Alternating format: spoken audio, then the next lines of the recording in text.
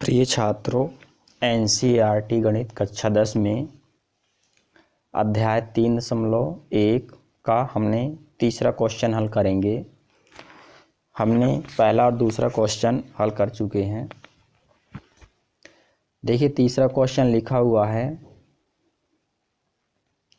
2 KG save और 1 KG अंगूर का जो मूल्य है किसी दिन 160 रुपये था और 1 महीने बाद 4 केजी सेव और 2 केजी अंगूर का जो मूल्य है वो 300 हो जाता है। इस स्थिति को बीजगणितीय तथा ज्यामितीय रूपों में व्यक्त करना है। तो देखिए, हम सेव और अंगूर का जो मूल्य है क्रमशः x और y मान के इसको हल करेंगे। तो 2x धन y बराबर 160 हो जाएगा। आइए इसको हल करते हैं। तो यहाँ लिखेंगे हम, माना 1 किलो सेव एवं 1 किलो अंगूर का मूल्य क्रमशः x एवं y है। तो और उसके बाद हम समीकरण बनाएंगे। देखिए, 2 केजी सेव लिखा है और 1 किलो अंगूर, तो 2x धन y, 1 किलो का हम y बनाएंगे, एक मान लिखा नहीं जाता। तो 2x धन y बराबर 160। इसको हम समीकरण 1 नाम दे देंगे। उसके बाद दूसरे समीकरण के लिए हम यहाँ से देखेंगे, 1 महीने बाद 4 केजी सेव और 2 केजी अंगूर, तो ये हो जाएगा 4x धन 2y बराबर 300। 4x धन 2y बराबर 300। तो देखिए, इस समीकरण में हमारा 2 का भाग चला जाता है पूरे में, तो हम 2 से भाग कर देंगे तो समीकरण थोड़ा कम हो जाएगा, यानी सरल हो जाएगा। 2 दूनी 4, 2 एक कम 2 और 2 एक कम 2, और इसमें हमने 2 का भाग देंगे हम 300 में, तो 150 आएगा।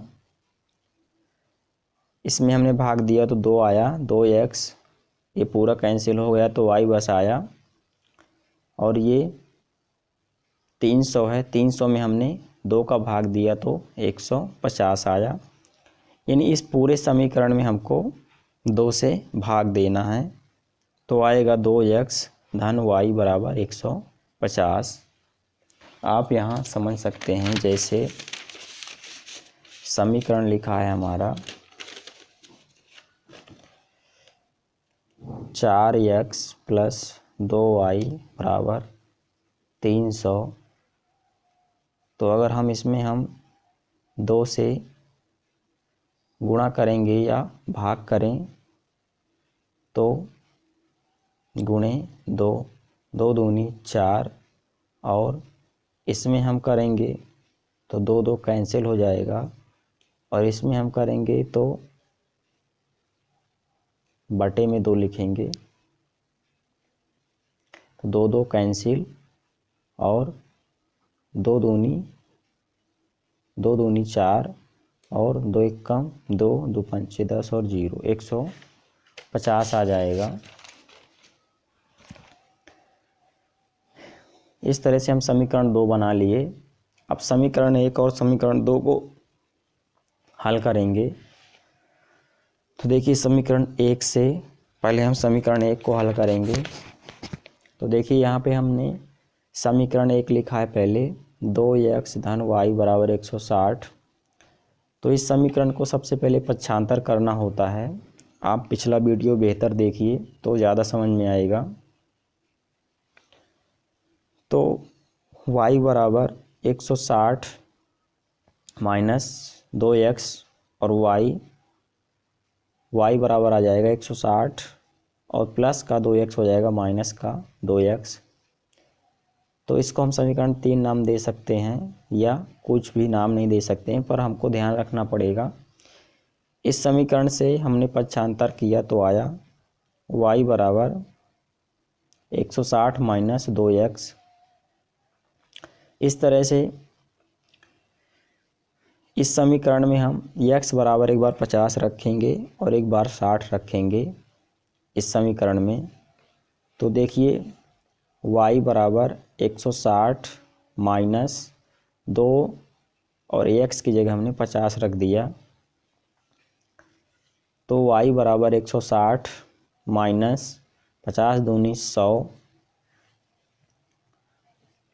तो y बराबर इसको माइनस करेंगे तो आएगा 60। इसी तरह इस समीकरण में हम x बराबर एक बार 60 रखेंगे, तो x की जगह हमने 60 रखा, यहाँ पे देख सकते हैं y बराबर 160 माइनस 2 और x की जगह 60। तो देखिए y बराबर आ गया 160 माइनस 60 दूनी 120, तो इसको हमने माइनस किया तो y बराबर आ गया 40।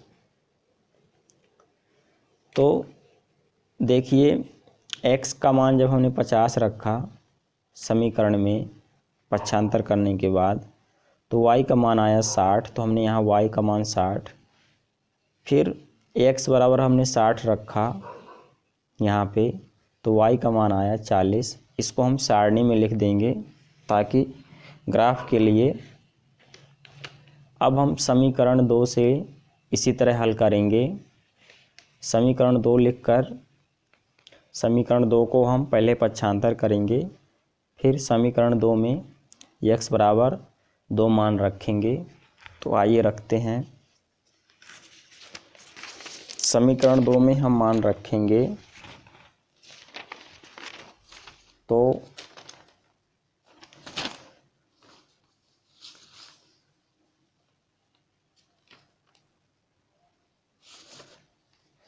समीकरण 2 है हमारा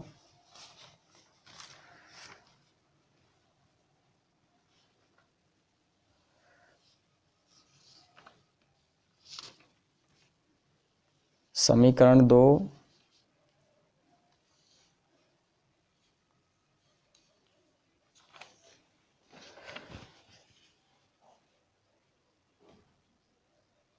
2x धन y बराबर 150 था हमारा,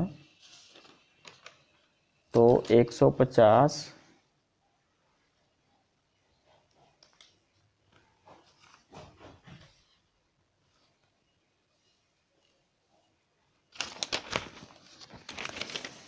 देखिए यहाँ हम लिखते हैं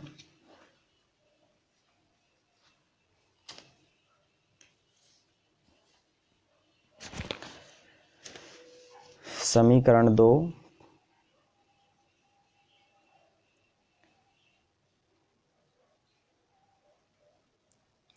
2x धन y बराबर 150। यहाँ लिखेंगे हम समीकरण 2 से। तो देखिए समीकरण 2 हम पक्षांतर करेंगे,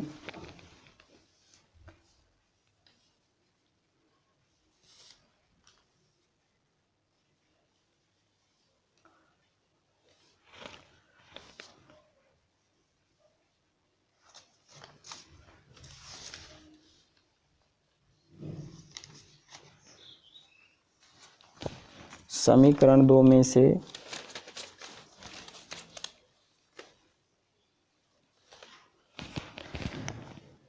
लिखेंगे हम y बराबर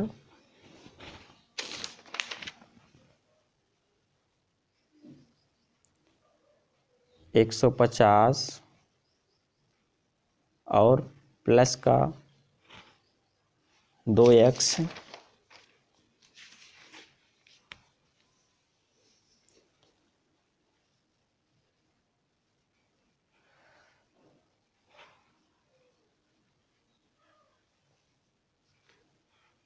एक 150 y बराबर 150 और प्लस का 2x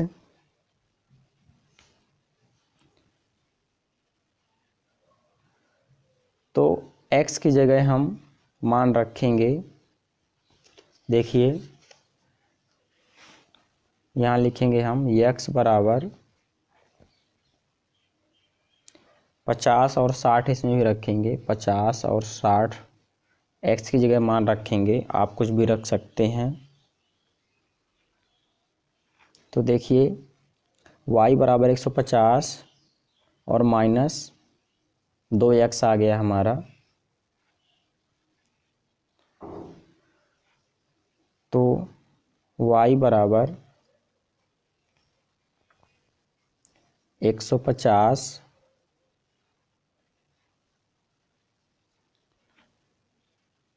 और माइनस 2 और x की जगह हम 50 रखेंगे।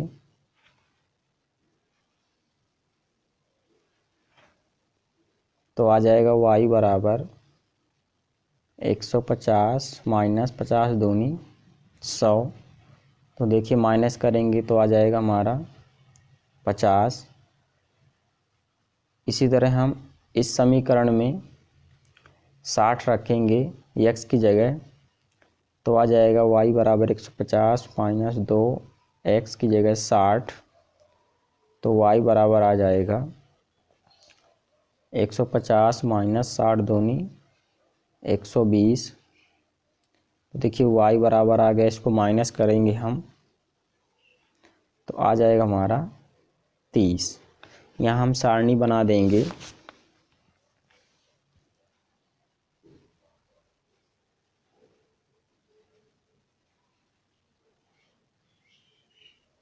x और y, x का मान जब हमने 50 रखा तो y का मान आया 50, और जब हमने x की जगह 60 रखा, यानी x का मान 60 रखा जब हमने, तो y का मान आया 30। अब ग्राफीय निरूपण करेंगे हम। तो देखिए यहाँ पे हम, आप पटरी से बनाइए बेहतर, हम इसमें बनाएंगे। ये हमारी y रेखा मानी जाती है, और यहाँ पे हम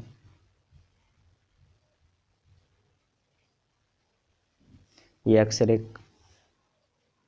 x रेखा मानेंगे इसको, और यहाँ पे हम प्लस में मान दर्शाएंगे।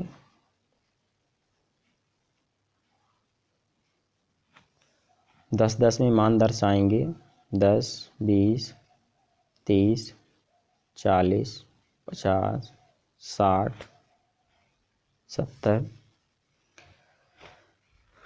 और इधर मूल बिंदु 0 रहता है, और इधर भी हम प्लस में दर्शाएंगे 10, 20, 30, 40, 50, 60, 70।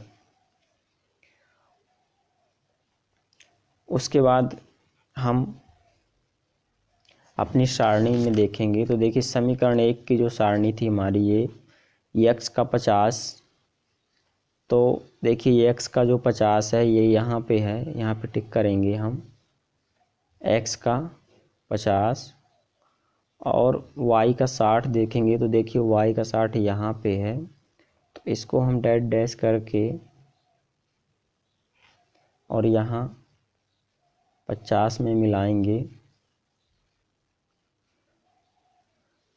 इसी तरह x का 60 देखेंगे हम, तो देखिए x का 60 यहाँ पे है, y का हम 40 देखेंगे मान, तो देखिए y का जो 40 का मान है वो यहाँ पे है, यहाँ पे, और यहाँ पे हम 60 में मान मिलाएंगे।